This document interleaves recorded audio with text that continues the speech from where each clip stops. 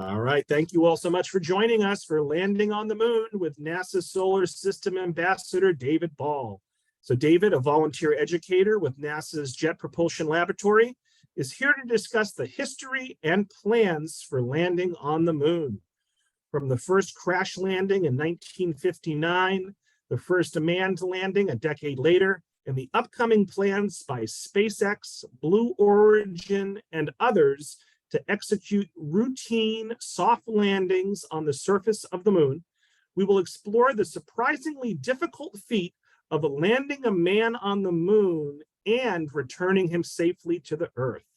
Again, want to give a shout out to the Friends of the Tewksbury Library.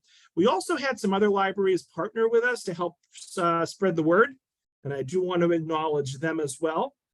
We had folks, libraries from Arlington, Norwell, Andover, Dover, Groton, let's see, Raleigh.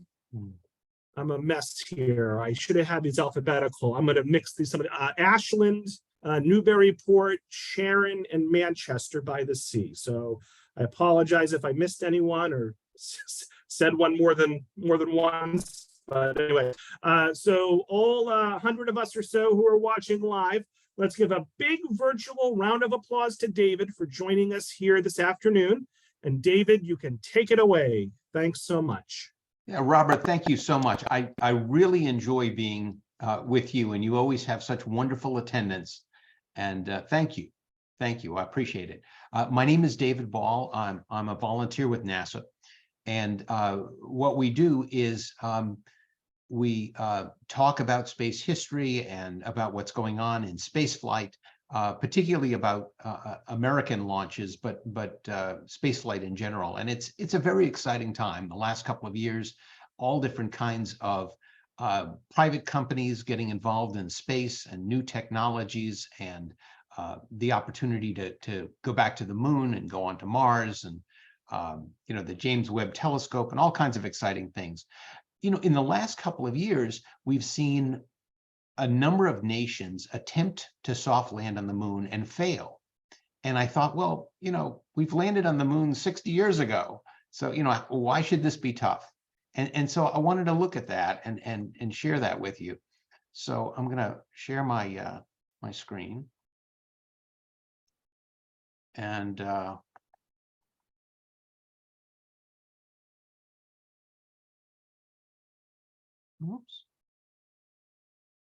All right, there we are. Okay, so I wanted to talk a little bit about landing on the moon. There are 3 different ways to land on the moon, all right? And it's important to understand the distinctions about different kinds of landings in terms of their level of difficulty, their value, and kind of where we are today. So let's talk about that. So there are 3 kinds. There's a crash landing, there's a hard landing, and a soft landing.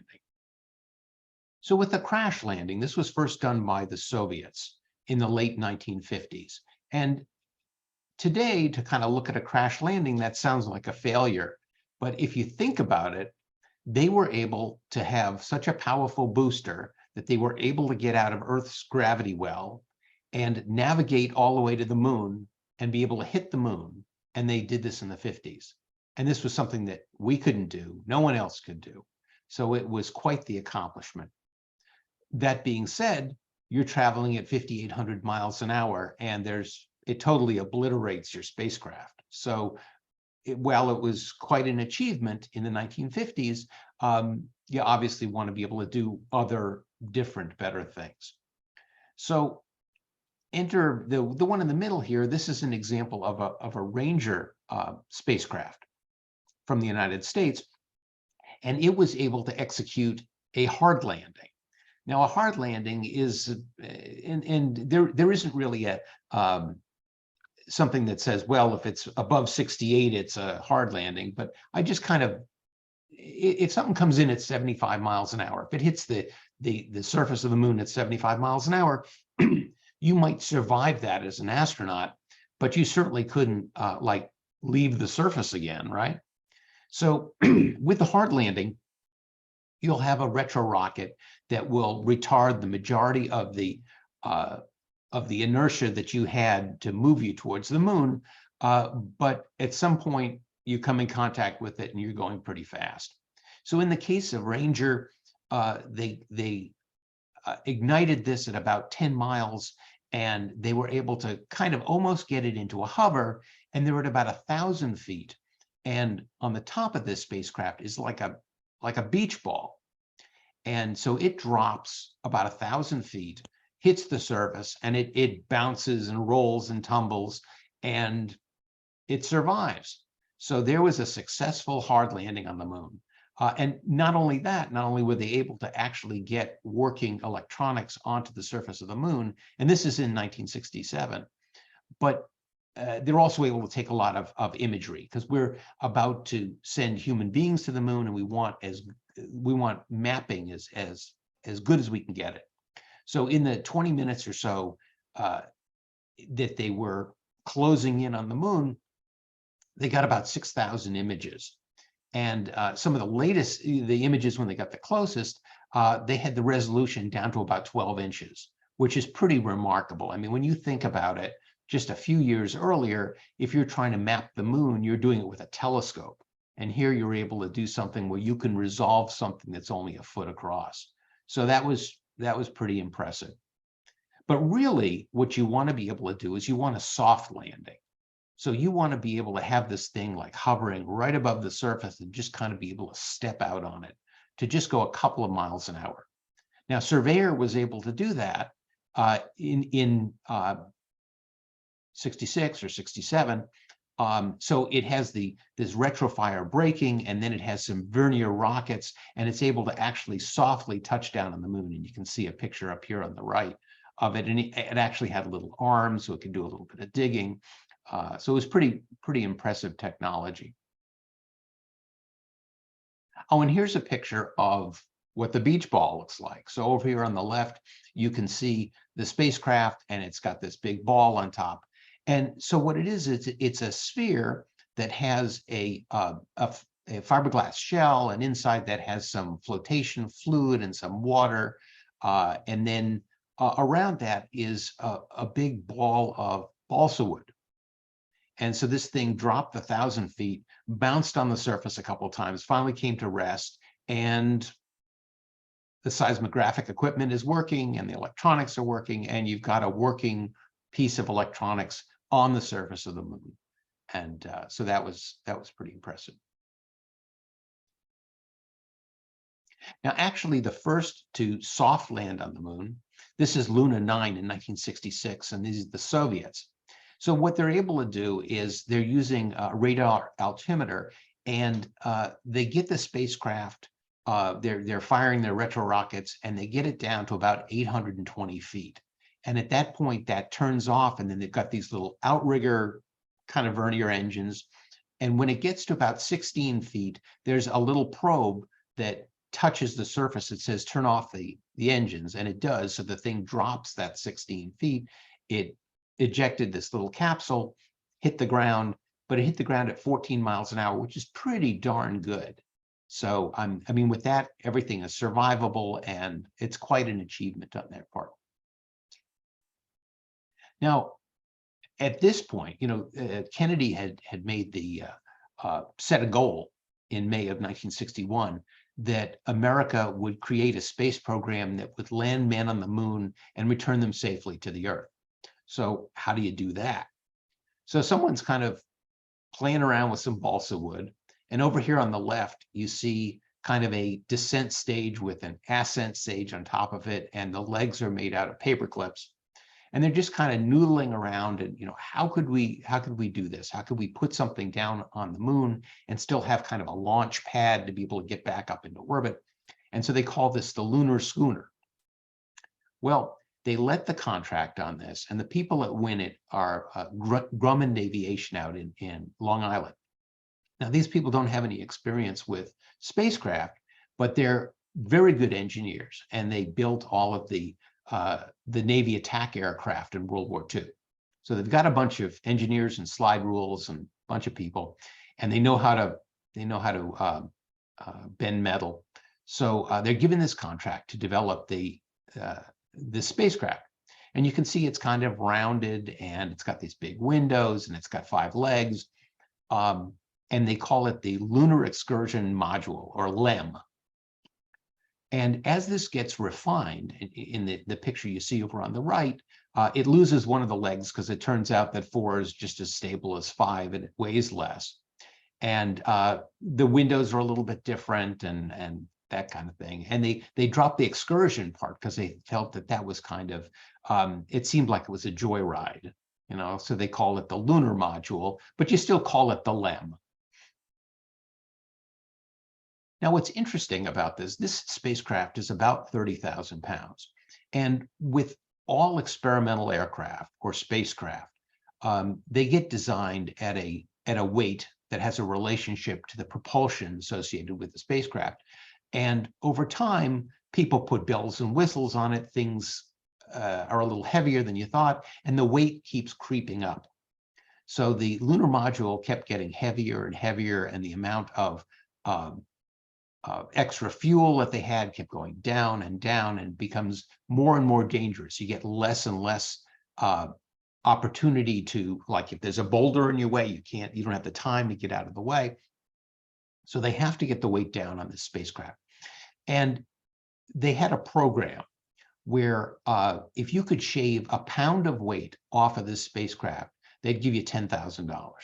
I mean, it was that big a deal. Because if you think about it, if you have a spacecraft and you have to add a pound to its landing weight, that means that you have to have the propulsion and have the fuel to send that thing the 250,000 miles and then land it and then maybe take it off again. And so every time something gets heavier, then the spacecraft gets bigger and it carries more fuel, which is heavier, which means everything spirals out of control and it gets bigger and bigger and bigger.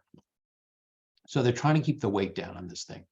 Well, the head of the crew station arrangement division and one of the flight systems engineers says, you know, actually, what do you even need what do you need chairs for?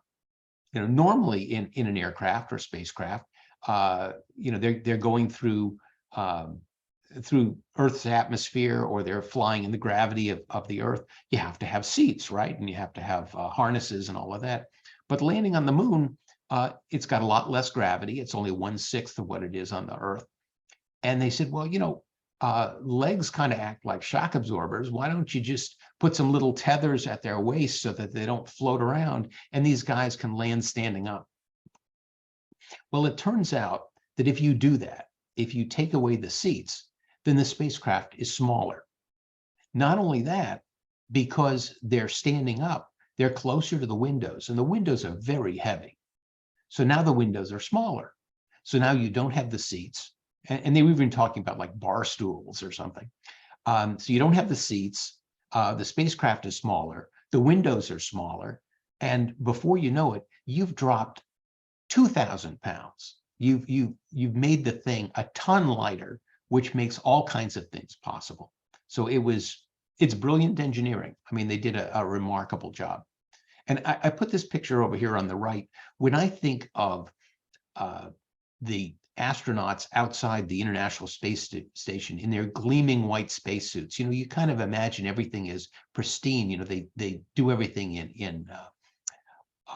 in clean rooms, and it must be a very dainty kind of occupation until you look at that picture on the right. So there's the helmet of Gene Cernan, because he's got the red stripe as the commander, and of Jack Schmitt, who's a geologist. And these are the last guys to explore the moon in December of 1972. And it's sitting on top of this filthy spacesuit. You know, they've been out doing their EVA, and they've got all kinds of lunar dust all over it, and they're breathing this stuff in. And just seeing it in this small, cramped environment, and I'm thinking, okay, well, maybe it's not this pristine kind of exploration that we imagine, and maybe the spacecraft is pretty darn small. So when we think about countries that want to explore the moon, there are a dozen countries that have attempted this, and they've done flybys and orbits, and you know, you can crash land into the moon. That's not all that tough to do. But to be able to land on the moon, a soft landing, or have a rover, or be able to come back, or be able to send a crew, that gets kind of tough. And it turns out in the history of spaceflight, there are only 3 countries that have ever done it: the United States, the Russians, and the Chinese. Everybody else has kind of been, working towards those goals, but haven't quite gotten there. And to give you a sense of how hard that is, before we had our success with Ranger 7, we had a dozen failures. And before Luna 2 was able to soft land on the moon, they had 6 failures. So it's tough to do. And what I wanted to do is just look at some of the recent attempts and try to understand those a little bit. So the Israelis, they had a spacecraft called Bereshit, and I remember watching them. This was maybe 4 years ago, where you can see the in the lower left-hand corner, their little flag and the landing legs, and there's the moon coming up, and it looks like they're going to make it, and then nothing. So it turns out that one of the gyroscopes failed, and the amount of time they had some communication issues, and by the time they were able to kind of recycle that, and they kind of had to recycle the main engine and all that kind of stuff, they were too close and they crashed. So the final telemetry said that they were at 490 feet and they were still traveling at 300 miles an hour. So that just wasn't going to happen. And so they lost their, very expensive spacecraft, but they're going to do it again. And they just, they had a spot of bad luck. This is the Indians. They had a spacecraft that they called Mooncraft, written in Sanskrit or Hindi. And so in 2019, they're on their way to the moon. And the failure analysis said that they had a software glitch. And, there are some places, if you were on your way to the moon and you have a software glitch, well, maybe you can kind of recycle things or think about it or try some different kinds of things. But when you're in your terminal stage, when you're about to land, if something goes wrong, you're toast. And so this was $141 million worth of toast, but they'll probably, give it a go again. And like us, we had a dozen failures before we succeeded. So their first attempt, they didn't succeed either. And this is the mythical White Rabbit. This is the Japanese spacecraft. And it had a little bit of confusion. So it's a $90 million spacecraft, and it's flying around. And the onboard computer is getting all this information. And the radar altimeter was kind of wonky. And so they're ignoring that data, and they misjudge the actual altitude. And so the thing was just hovering 5 kilometers above the surface until it ran out of gas, and then it fell, and then it crashed. So, these kinds of things happen. And all 3 of these crashes happen within, the last couple of years. So nations are trying to develop these capabilities. They will develop them, but they've run into a spot of bad luck. Now, in contrast, China has been very quiet and very successful. Not only do they have technonauts, their equivalent of astronauts, but they have their own space station. And they've landed successfully, not only on the near side, but also on the far side of the moon. And the significance of that is when you're landing on the near side of the moon, you're in direct line of sight, so you can communicate with the spacecraft. When you do something on the far side of the moon, that has to be autonomous. You can't send it any messages. So it's doing its thing. It's not that the dark side of the moon is like at night, but it's not line of sight. And that makes things more difficult. And that's why when we went to the moon, the 6 times that we landed in sight of the Earth. And we'll continue to do that unless we have a communications satellite orbiting the moon, because we do want to be able to communicate with mission control. Nowadays, there are companies that will offer to send payloads to the moon. So here's this group, and for $300,000, they will take a kilogram, which is 2.2 pounds, and they'll put it in orbit around the moon. Now, for 1.2 million, they will actually put it on the surface of the moon. And for 4.5, which is about what, a little over $2 million a pound, they'll actually drive it on a rover on the moon. So these are scientific kinds of things. It can be for individuals or nonprofits or universities or governments, but they will take this package of stuff, this getaway package, and take it to the moon. And they'll do this, with SpaceX. So here's one of their Peregrine landers, and so it's 120 kilograms, and it'll take your stuff down to the surface of the moon. And here's the medium size one, and you can see it's got a little rover on the top, and then those little bridges, they fold out, and that allows you to drive out onto the moon and kind of get away from the spacecraft a little bit. And the advantage of getting away from the spacecraft is, as the spacecraft is landing, the engine is blowing the dust all over the place. So you don't have a pristine surface that you're landing on. And there's also chemicals, and that you're contaminating the landing site. So if you wanted to go someplace and take some rock samples, or you were interested in the chemistry of the moon, you wouldn't want to do it like right where your lander was. So having a little rover is useful. So back in May of 2019, NASA, seeing that the kind of technologies are maturing in terms of being able to go back to the moon, they put out a formal request for human landing systems. And there were 11 companies that were in consideration, and of those, they liked 3 of them. So one was Dynetics, one was SpaceX, and another was Blue Origin.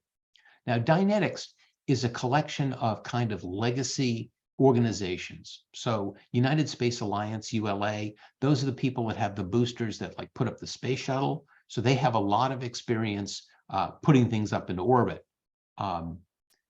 Astrobotic, that's the group we just talked about, where for 300,000 they'll put it around the moon. 1.2 they'll put it on the surface.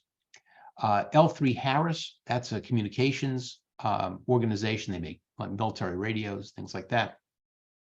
And Sierra Nevada, they're the ones that actually built this spacecraft, that are building this Dynetics proposal spacecraft. SpaceX, they have this vertical integration. They're doing everything themselves. They're incredibly audacious and are able to do things on their own. And then Blue Origin has put together what they call the national team. So with that, they've got Lockheed Martin, which obviously has a lot of space experience. And for Lockheed Martin, they would be building the upper stage, the return stage. Blue Origin would do the descent stage to put it on the moon. And then Northrop Grumman, and Grumman, you'll remember, is the one that built the lunar module back in the 60s. They're going to be responsible for kind of a transfer stage, a rocket that attaches to it and moves it from the orbit that it's in and takes it to where it can go and land on the moon. And the last one listed there is Draper. Draper was part of MIT, and they were the ones that built the navigation computer for landing on the moon back in the 60s. So they have a lot of expertise there. And you can see kind of the relative sizes of these things. So to dig into them a little bit more, they did a 10-month study contract where NASA awarded, and I don't understand why they get different amounts of money, but SpaceX got $135 million to do this study contract. And Dynetics got $253 million, and Blue Origin got $579 million.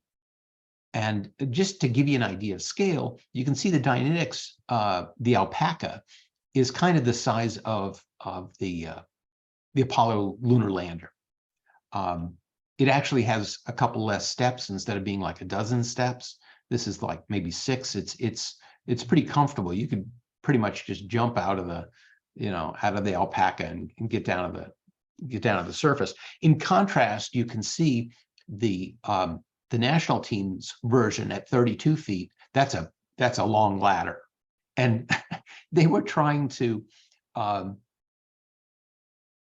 explain how it was a really good thing that the ladder was long, because they said, well, when you climb up that high, then you get all the dust off your spacesuit. And it's like, yeah, that's why it's so tall. And then with SpaceX, it's 126 feet from the door down to the surface. So they have an elevator that takes you down. So they're very, very different kinds of designs. The thing about the Dynetics model is they kind of envision this thing being an automatic ferry system where it takes people and equipment and it puts it down on the surface, then goes back up to the gateway, and we'll talk about the gateway in a little bit. And I want to just focus for a moment about, I'm going to call them the alpaca's ears. You know what those are? Those are solar panels. And normally on the Earth, we imagine solar panels as being pretty much horizontal, facing up. And the closer you are to the equator, that makes sense. So you're pointing towards the sun. But it turns out that when we return to the moon, we're interested in looking at frozen water. We're looking for ice, and that's going to be at the North or South Pole. So if we go and land at the South Pole, the angle of the sun will be such that we want the solar panels to be perpendicular, as opposed to like putting them flat out and pointing up. And so that's why the alpaca has ears like that. Then there is Blue Origin, which is derisively called by the SpaceX community blue balls, because you can see this picture over here of Jeff Bezos with his blue moon. I'm sure they like that from a publicity standpoint. That looks cute. So they got a $3.2 billion contract to do 2 missions. One's an uncrewed test mission, and then a crewed mission, which is Artemis 5. So we did the Artemis 1, which was unmanned. The next one that's coming up is going to be Artemis 2, which is going to be fly around the moon, and Artemis 3 is going to be the first lunar landing, and that's in 2 or 3 years, something like that. So they're looking at Artemis 5, and they say, well, that's going to be 2029. Now, in comparison, the SpaceX folks, they're going to be having their lander with Artemis 3. So that's going to be, Christmas of 25, something like that. Now, Blue Origin, I'm not a big Blue Origin fan. And one of the things about having competition and having capitalism and having private enterprise is that you compete, and the people with the best products win, and the people that are the also-rans don't. So what happened when the Dynetics, the Blue Origin, and SpaceX were competing to have this lunar lander, NASA looked at it and they said, oh, well, the answer is SpaceX.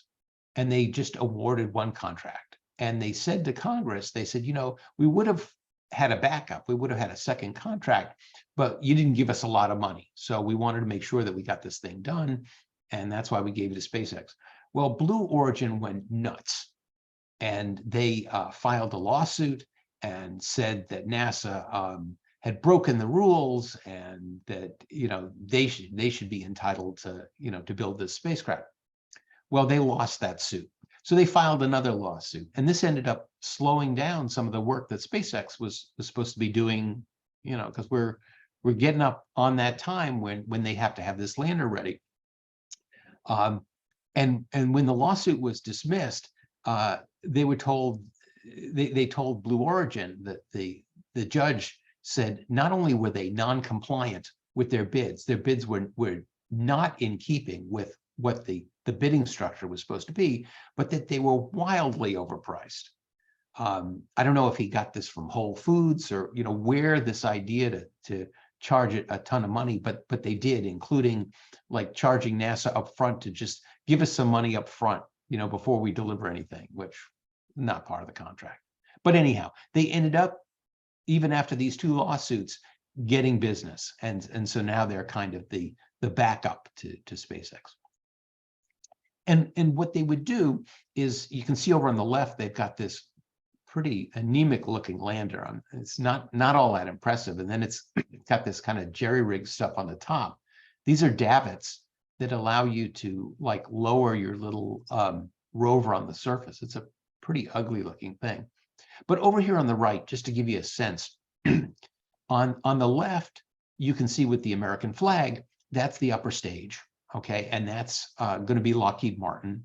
Then the descent stage, which kind of looked like the LEM from the 1960s, that's Blue Origin. And then over on the right, the gray cylinder, that's Northrop Grumman, and they're calling that the transfer element. So you're in a halo rectilinear orbit, which is kind of pretty far away, and you need to be able to move the spacecraft so that it's in a place where it can, go down to the surface. So they call it a space tug. That's what this transfer element is. It's a big can of gas, and it allows you to take it from a far orbit and get it in so that it can land on the moon and do its thing. But to give you an idea of the size of these projects, when they asked SpaceX, how much is it going to cost us for you to put one of these things on the moon, he said it's going to cost $3 billion. Well, they talked to Dynetics, they said $9 billion, and they talked to Jeff Bezos, and he said $6 billion. So once you see how these things are different, and you look at it and you say, let's see, $3 billion for what we're going to get, boy, that's definitely the answer. So let's keep going. NASA has been pushing this thing they call Gateway. And what it is it's like the International Space Station, only this is in lunar orbit. And it's a lot smaller. It's a lot more claustrophobic. It's a lot farther away from home. You can't easily go up and fix something. But this is how they describe it. They say the Gateway, a vital component of NASA's Artemis program, will serve as a multi-purpose outpost orbiting the moon that provides essential support for long-term human return to the lunar surface and serves as a staging point for deep space exploration. I don't buy any of that. Okay, the whole idea of Artemis was the idea that we were going back to the moon, and we were going to be able to go there to stay, and we were going to go, and it was going to be something that we could afford. I don't want to say economical, but at least sustainable, right?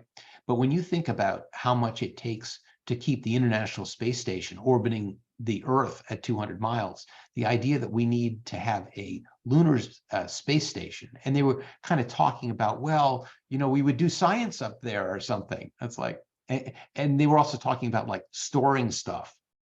It's like, really? You need to build a space station out there so that we can do some science around the moon? So, and anytime you have to like assemble stuff in lunar orbit, this sounds expensive and time consuming.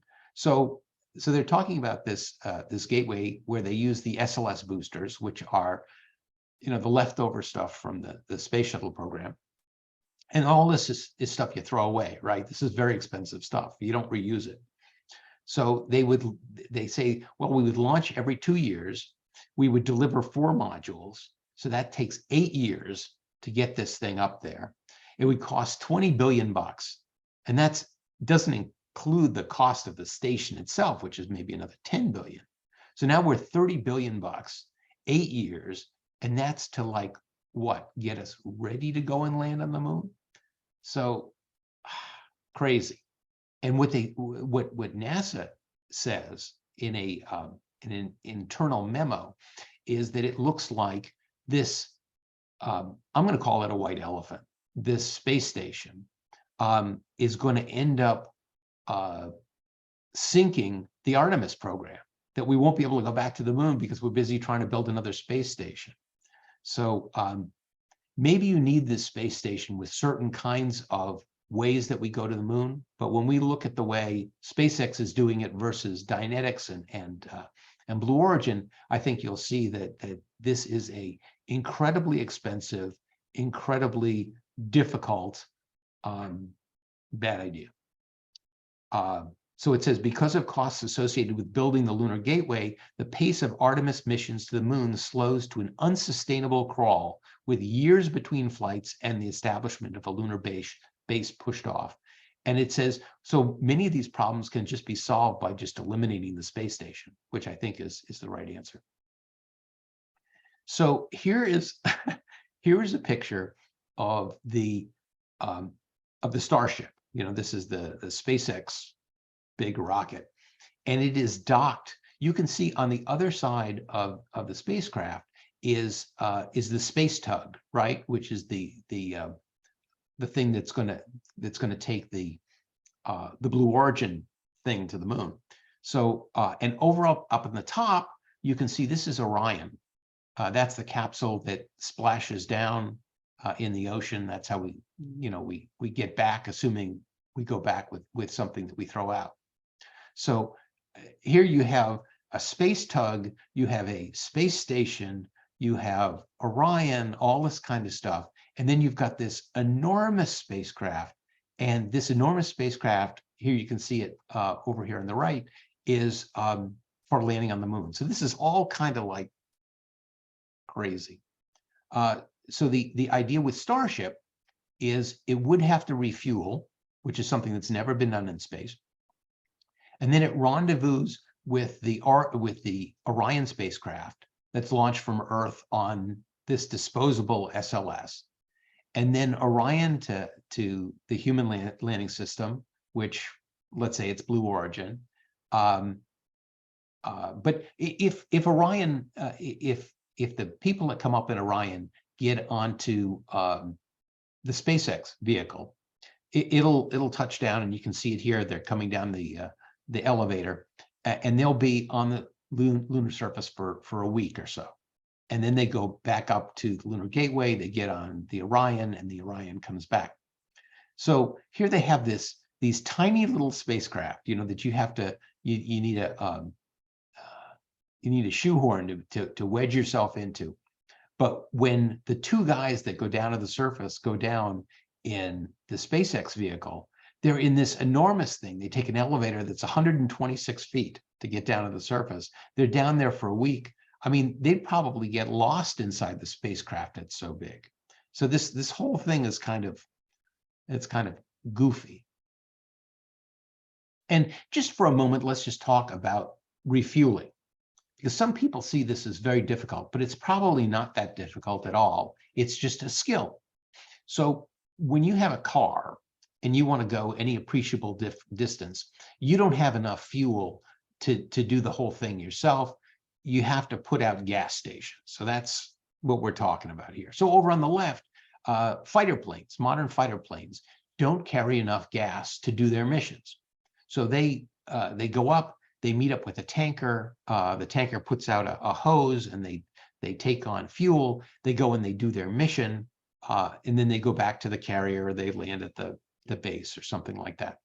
And there are, I don't know if there's anybody other than the Americans that do aerial refueling, but it is definitely it's a core competency. It's something that pilots need to learn how to do, and it allows our planes to have longer legs. They can go places and do things and loiter longer time because they've got the gas. And we need to be able to do that in space flight, particularly if we want to land something very big. So if Elon Musk wants to put an enormous spacecraft on the surface of the moon, if he wants to put 100 tons on the moon, he needs more gas than he can get in the initial vehicle that takes off from the Earth. Because the Earth is a big gravity well, right? It requires a great deal of energy and fuel to get out into orbit.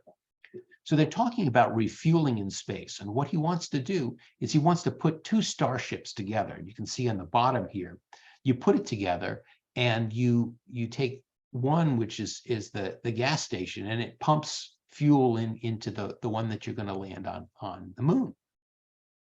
Well, one of the questions is, if you were pumping something on the Earth, you would have some sort of a vacuum pump or something like that was sucking the fuel out of one place, and it would put it into the into the other vehicle. But when you're in space, as you take fuel out of the first propellant tank, it just kind of floats around. It doesn't settle near the pump that's pumping the gas. So the question is, how do you keep the fuel up against the pump? And what they've come up with is called a milli-G acceleration. And what that means is that if you have a little bit of a push from the gas tanker, that little bit of a push keeps all the fluid down by the pump, and that allows it to pump it into the other vehicle. And so you don't have to be going very fast, but just a little bit of gravity helps to keep the stuff from sloshing, and it allows it to be transferred to the other tank. So just to give you an idea, oh, and by the way, I didn't make a slide for it, but to give you a sense of like the Dynetics or the national team, they would put about, let's say, 2,000 pounds on the moon, a ton, okay? What SpaceX would do is they would put 100 tons on the moon. So you can imagine the difference. I mean, if you said that you were going to go and create a colony on the moon, how many times would you have to send Dynetics up there 2,000 pounds at a time versus landing a Starship, which puts 100 times that down there?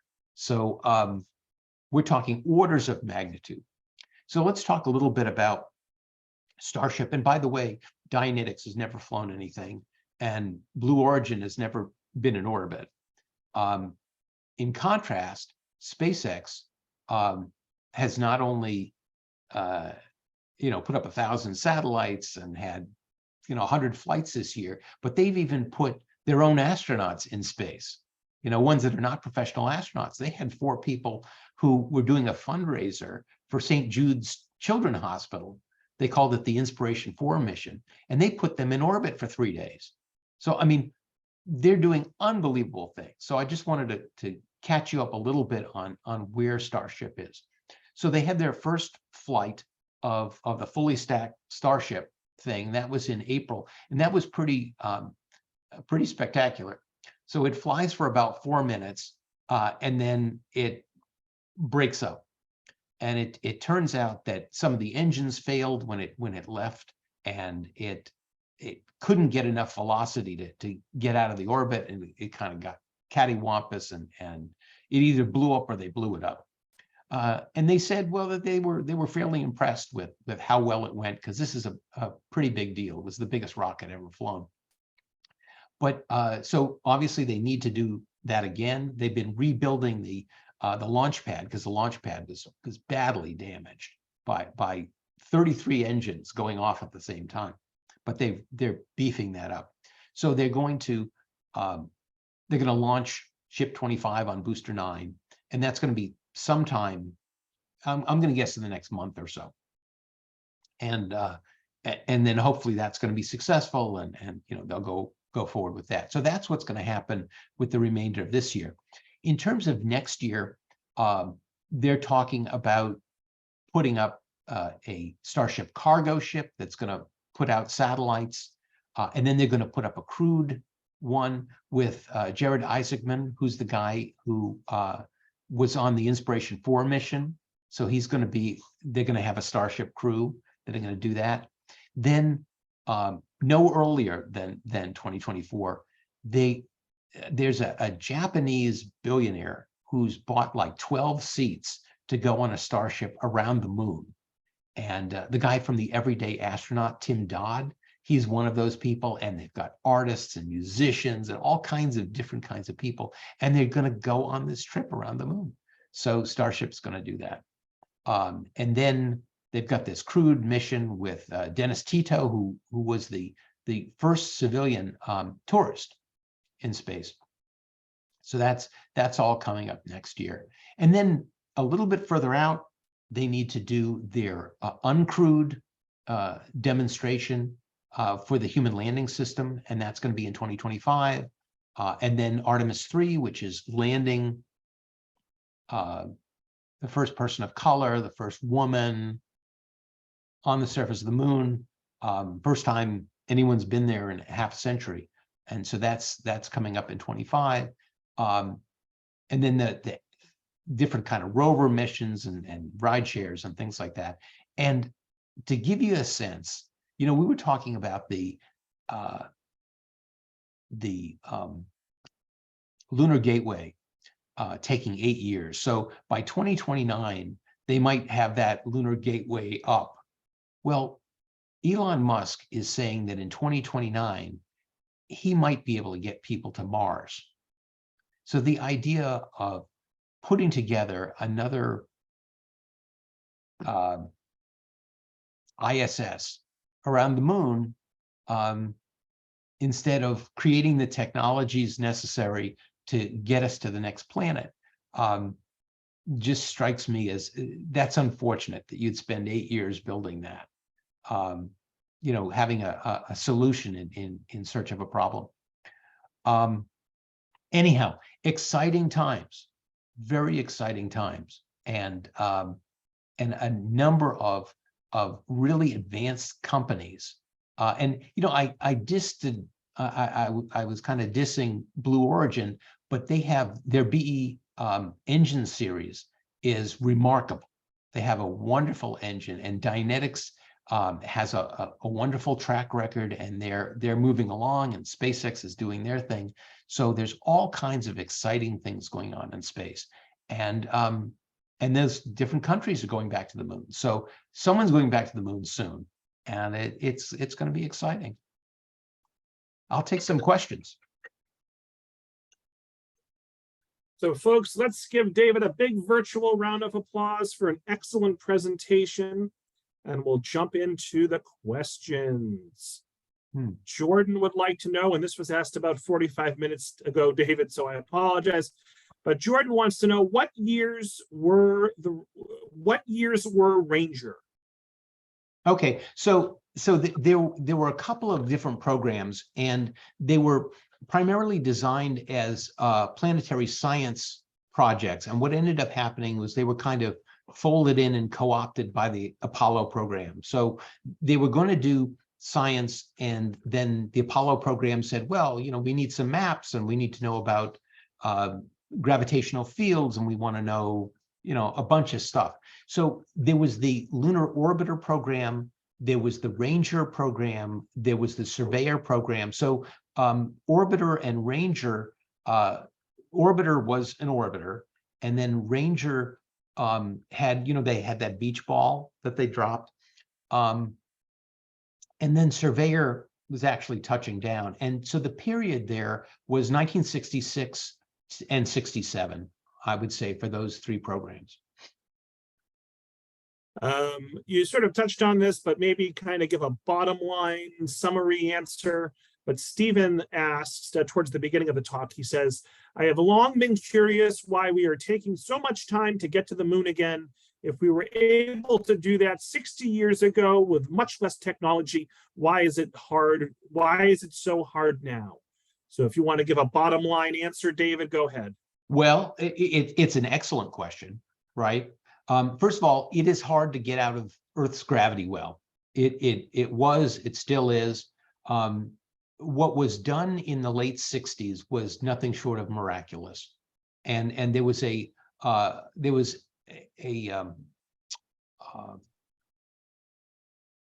Congress was asking in the mid 70s, they said, we went to the moon in 69, why can't we just do that again? And it turns out that some of the stuff like the injector plate on the F1 engine for the Saturn V were more like artistry than it was science. I mean, this stuff was really hard. And when we decided we weren't going to keep an industry like that, a lot of that technology went away. So it's hard. This is hard stuff to do. And if you want to learn how to do hard stuff, you want to do it in your backyard and not try to do that hard stuff in Mars. So this is 250,000 miles away. It only takes 3 days to get there. Stephen writes, so given the weight issue, shouldn't we be able to man the ship with just women? Actually, there are lots of reasons to just use women.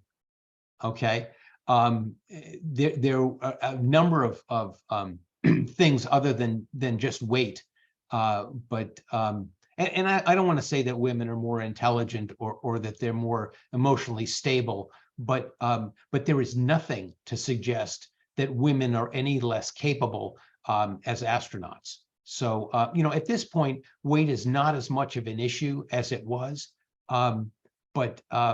yeah, I think equal opportunity needs to happen for everybody.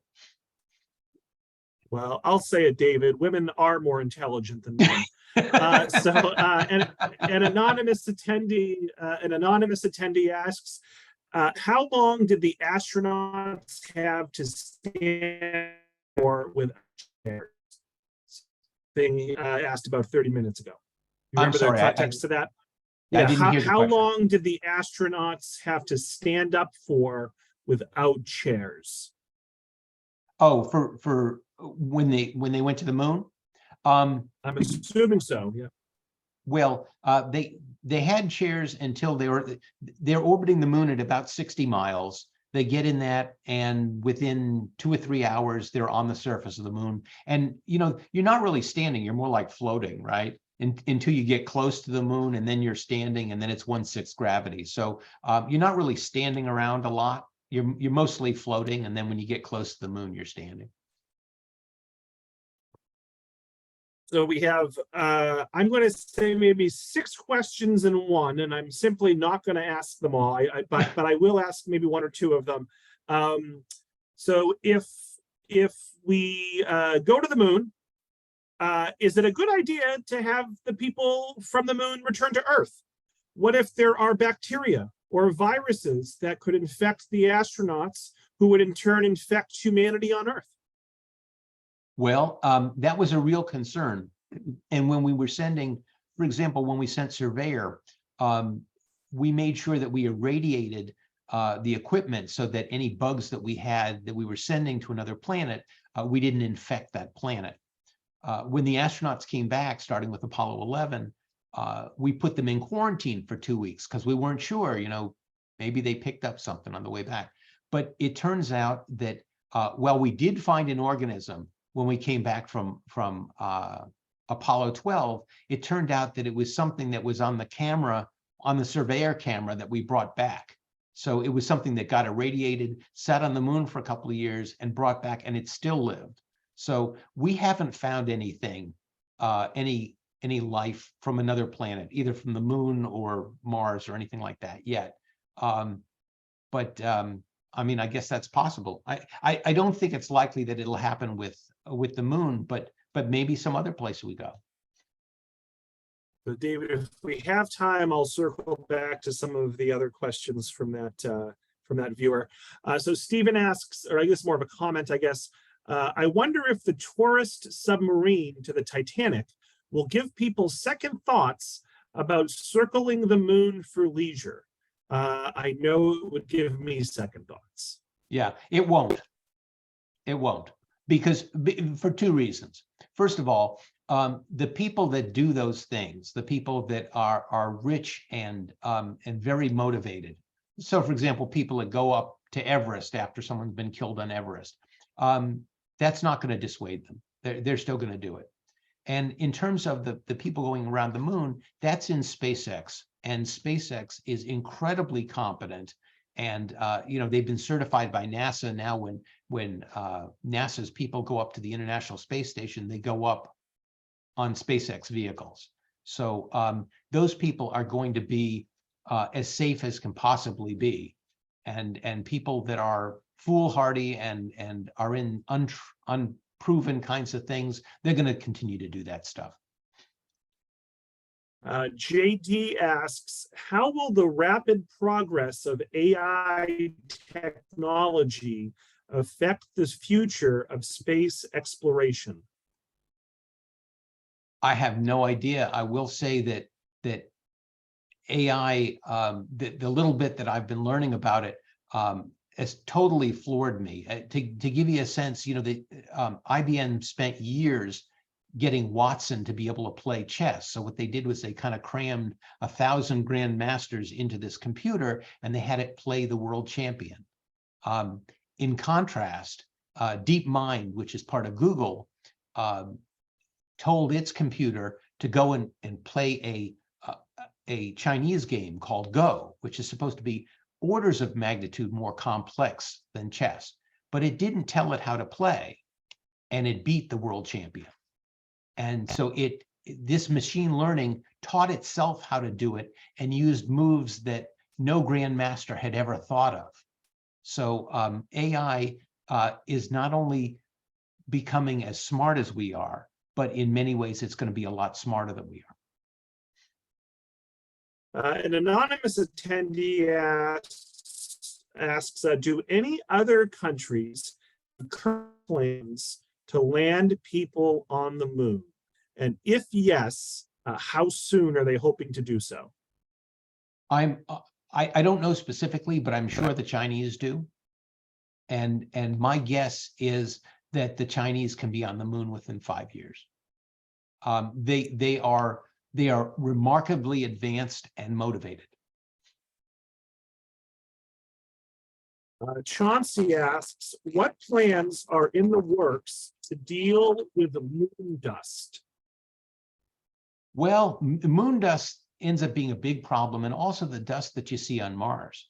And the problem is, so for example, let's say you've got somebody who lands on the moon and you go and you do an EVA and you get out of your spacesuit and you get back into it. All of that dust gets in the zippers, and it makes it very difficult to get a good seal, and it screws up your equipment, and it gets in the way of optics and all kinds of issues. So there are different ideas. Bring a little whisk brush with you, maybe use compressed air to blow stuff away, different kind of static electricity schemes. Dust is a problem. It's going to continue to be a problem, but NASA is on the case. So David, we've hit 1 o'clock. Are you okay going 5 more minutes? Oh, sure. I love this stuff. Yeah.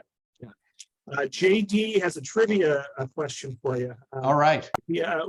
Was NASA aware that Buzz Aldrin brought wine to the moon to have communion? JD notes that this was on Jeopardy a few days ago. Yeah. Well, when you say was NASA aware, the answer is yes and no.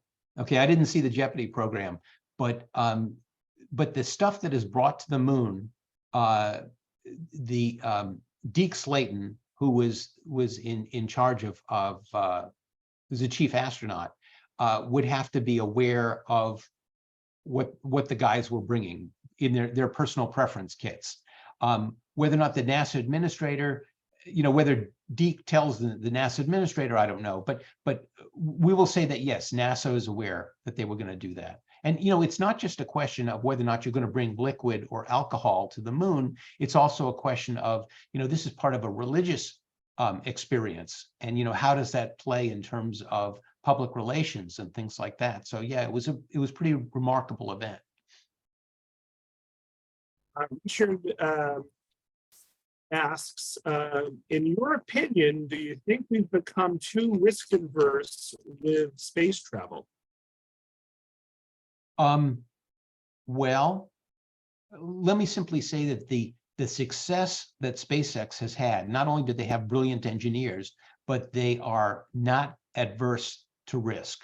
They welcome it, because they say, every time we fail, we learn something. When something works, we go, okay, I guess that's not where we need to be putting our energies. If you're the federal government, you may not be able to afford to blow up spaceships all the time. You might have a bunch of constituents. There might be support that dissipates if all of a sudden you have a failure. So, every time the space shuttle blows up, a bunch of people say, well, let's just eliminate NASA. So different groups may not be in a position to tolerate risk to the same degrees. I will say that, so for example, when you look at Dianetics or you look at Blue Origin, they seem a lot more risk averse than SpaceX. SpaceX blows up stuff all the time. I mean, they weren't disappointed that their last one blew up. And that's something to be celebrated. So different groups, and depending on where their constituencies come from, can afford to be more risk averse than others. Jordan asks, what are some of the scientific efforts that are being considered on the moon? Well, we've done a lot of things on the moon. We do those things to understand the origin of the moon, and also the origin of Earth. So they look at moonquakes. They look at something called mascons, which are concentrations of magnetism. So, for example, if you had a bunch of ore deposits, and so you have a lot of dense material there, that has a tendency to create more gravity. So if you're flying around the moon and all of a sudden the spaceship kind of gets tugged towards the surface of the moon some, that's a mascon. That's a mass concentration of gravity. So understanding mascons, understanding moonquakes, understanding the chemical composition of the moon. You know, is it something that comes from volcanoes? Does it come from impacts? I mean, how do we get the craters that we have on the moon? And what's its relationship to Earth? You know, lots of different kinds of things. Understanding the solar wind as it impacts the moon. So there are lots of different kinds of pieces of science that you could do. A related follow-up question from Jordan. Besides scientific efforts, are there any industrial interests in the moon? Well, there are. There's some rare elements. There's something called helium-3 that you can mine on the moon, and that could be an energy source. I'm sure, like, I know there's a lot of titanium on the moon. Who knows? I mean, if there were a lot of lithium, for example, you know, we're short on lithium for batteries. So there is talk about space mining, either mining of asteroids or maybe the lunar surface. I will say that, you know, that's very expensive mining, right? To be able to get there and get the materials back to the Earth. Stephen asks, since manned missions are so expensive, and I guess we can do a large majority of science unmanned, why do we still incur that cost? And is the debate over? Not for me, it's not. I mean, when I think about the high watermark of the 20th century, it wasn't because we sent a spacecraft out of the solar system, which we did. It was that men walked on the moon. I believe that men, and when I say men, I mean all of humanity, is really the measure of all things. It's where we go and we explore. It's not just the fact that we've got a big telescope or that we can send a robot someplace, but it is more of a challenge, and you get a lot more capability when you send a person to explore than you do a robot. Scott asks, does the shadow of Apollo 1 still affect the current space programs? I don't think so. I don't think so. I mean, people certainly remember the crash of the X-15, the fire of Apollo 1, the 2 space shuttles that were lost. So anytime you want to cut some corners, or you say, well, you know, maybe this is okay, someone's going to remember the fact that there are consequences associated with either not knowing something or taking some chances that maybe you don't need to take. But no, things have matured, and you think about it, the fire was January of 1967. That was a couple of years ago. David, lightning round. Okay. Pam asks, is it odd or difficult? Is it an odd or difficult adjustment for astronauts to stand versus sit on the job? No, and when you get up to the International Space Station, it takes a little bit of time for you, I don't know, maybe a day or something, to figure out that wherever way I'm looking, that's up and that's down. But people are adaptive. They figure it out pretty quick. Uh, what is moon dust made of? How deep is the dust, and what is below it? Well, below it is, I guess, regolith. The dust, it varies, but it's not all that deep. It's an inch, couple inches, um, um, and it's a lot of the material that's there is similar to stuff that's on the Earth. So it's hard, but there's a little bit of dust. There's enough dust there so that you can leave moon prints, but that's pretty much it. Irene asks, if many materials are brought back to Earth from the moon, can it alter the orbit balance between the Earth and the moon? Yes. Yes, because the attraction associated with the moon and the Earth are dependent on the relative masses and their distances. So if you were to take half the moon and you brought it and put it on the Earth, then the Earth would be half a moon heavier and the moon would be half a moon lighter.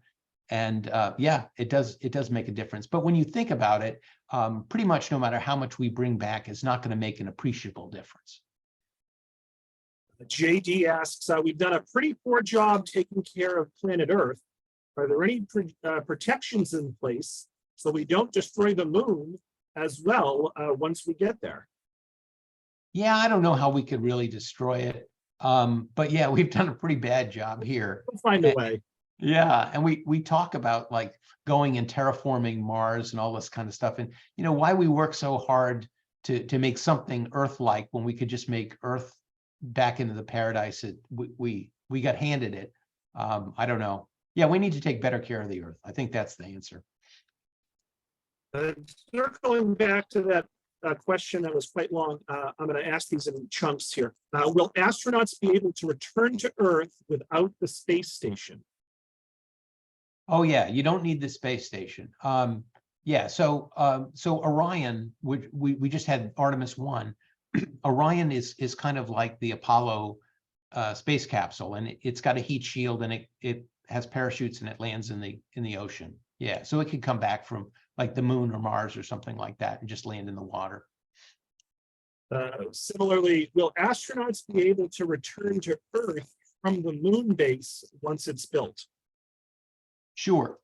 So they have to get in a transfer vehicle. They take off either with the Blue Origin or the Dynetics or the SpaceX or something, and they're either going to go to the gateway or they'll go direct back to the Earth.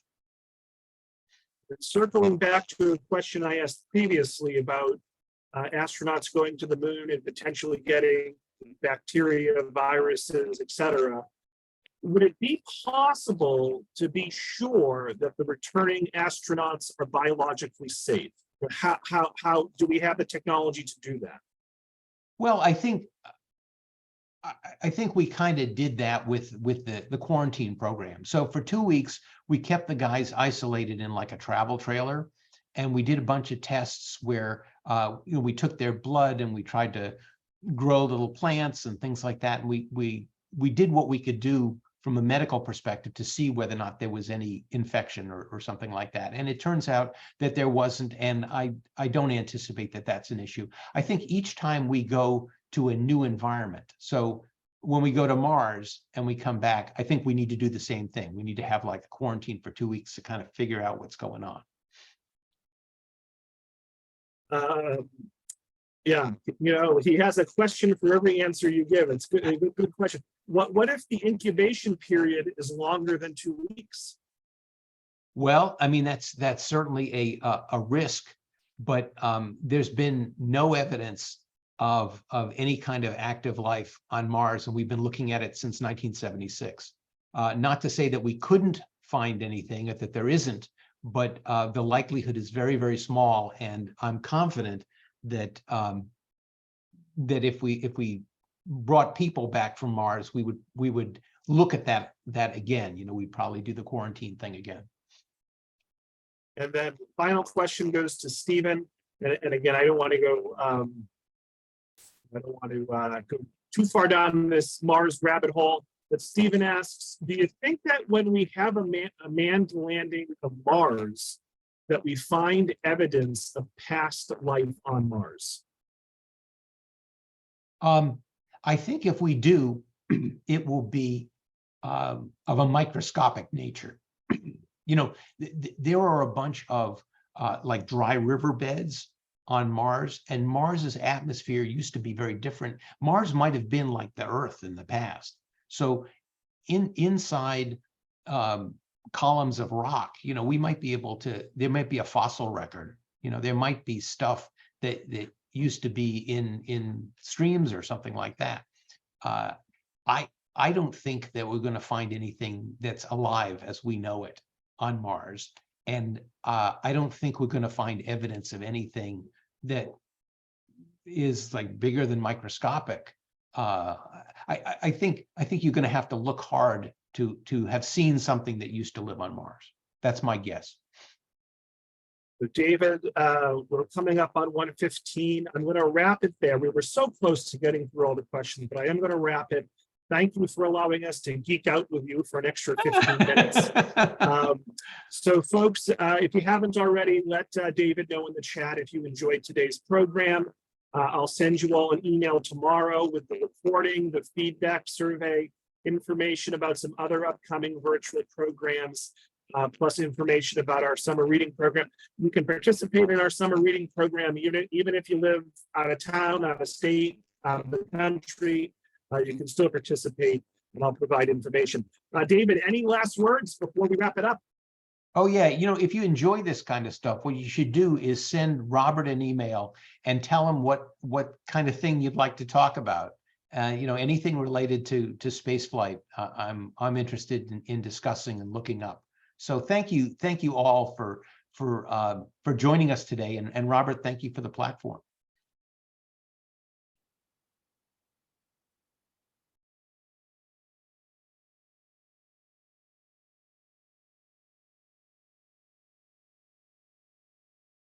I think you're on mute.